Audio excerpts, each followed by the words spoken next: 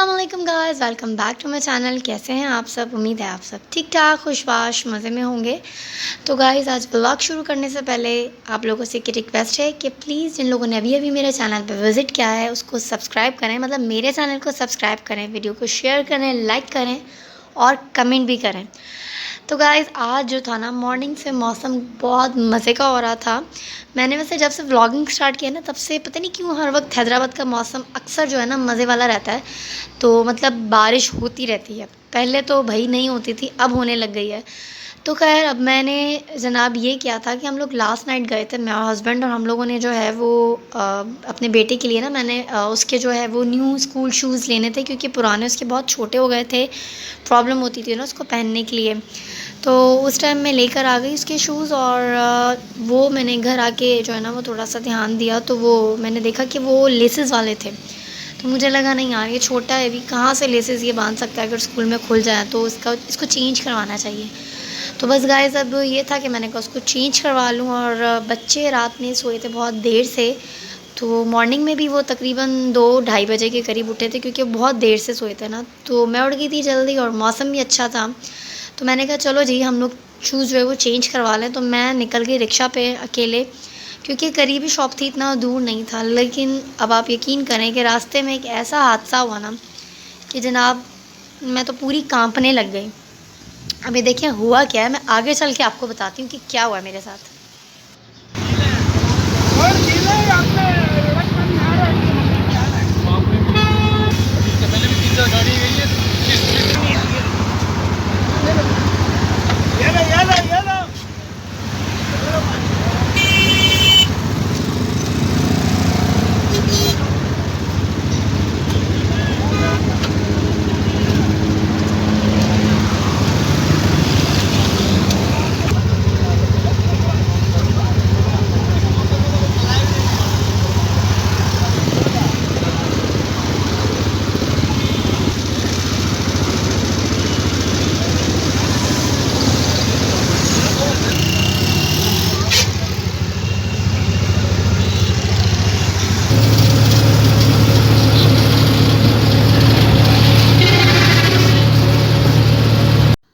तो गाइस देखा आपने ये क्लिप, और इस क्लिप में अब मैं थोड़ा सा बैक जाके आपको हिस्ट्री बताऊं कि आपको बताया था मैंने कि मैं जा रही थी शूज़ चेंज कराना अपने बेटे के ना। तो आपको पता है कि बारिश हुई थी, और जब बारिश होती है तो रोड जो है ना वो स्लिपरी हो जाती हैं। तो रोड्स काफ़ी स्लिपरी हुई हुई थी, और मैं जब जा रही थी तो रिक्शा में थी मैं, क्योंकि ड्राइव तो मैंने तो बस तौबा कर लिए, पनाह मांग ली हैदराबाद की ड्राइविंग से ना। तो मैं रिक्शा में थी और मैंने ये देखा कि रोड ऑब्वियसली खुली थी, तो सब स्पीड में जा रहे थे। एक बाइक वाला मेरे सामने सामने जा रहा था और बहुत स्पीड में था, मेरा रिक्शा भी स्पीड में था।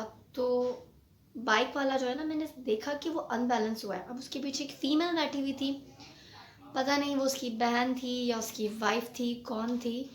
खैर वट एवर जो भी हो, लेकिन उसने कोई कसर नहीं छोड़ी थी उसके दांत तोड़ने में। तो ये हुआ ही कि मैंने देखा वो अनबैलेंस हो रही है ना बाइक।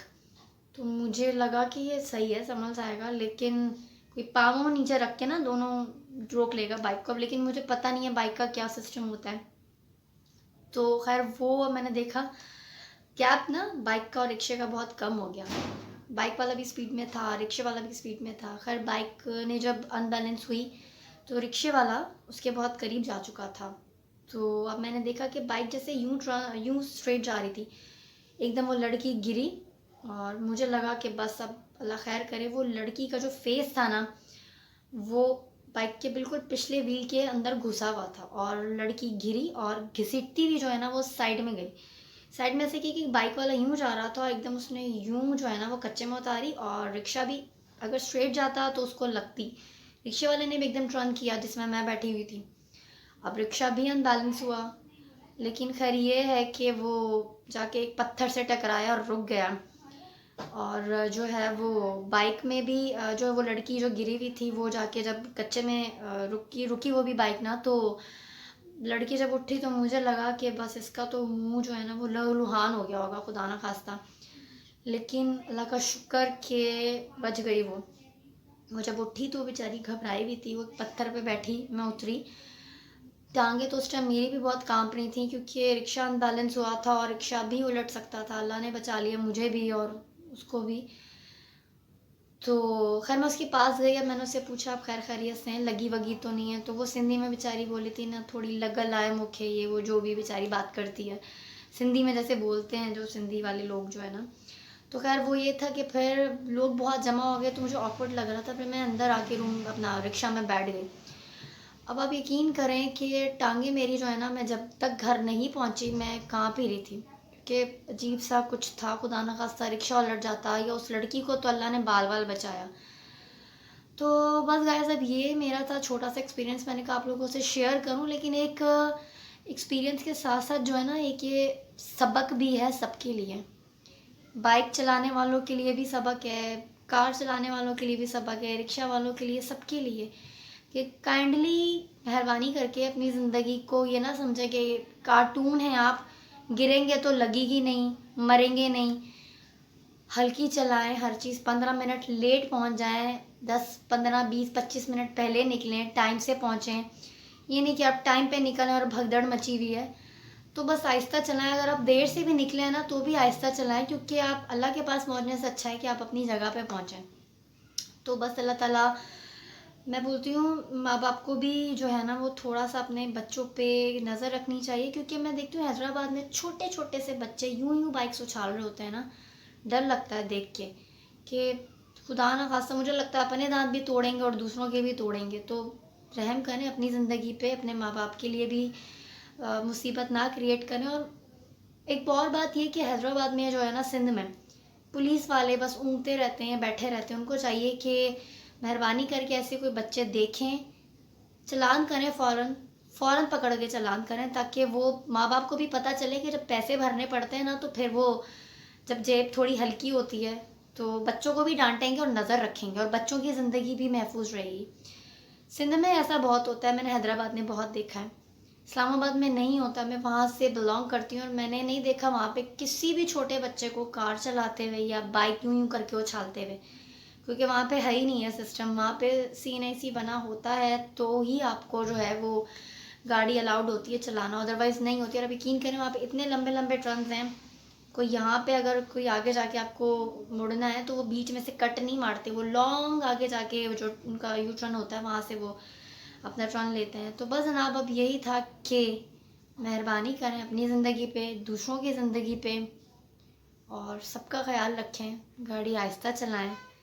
और ज़िंदगी बार बार नहीं मिलती, आप कोई कार्टून फिल्म के कैरेक्टर नहीं है कि गिरेगी और फिर आप भागने लग जाएंगे और बस काम चलेगा। तो बस गाइस, आज के लिए मेरा व्लॉग में यही कुछ था। मैंने कहा एक छोटा सा एक्सपीरियंस आपसे शेयर करूं कि अपनी अपनी ज़िंदगी से प्यार करें, दूसरों की ज़िंदगियां भी महफूज रहेंगी, अपनी भी महफूज रहेंगी।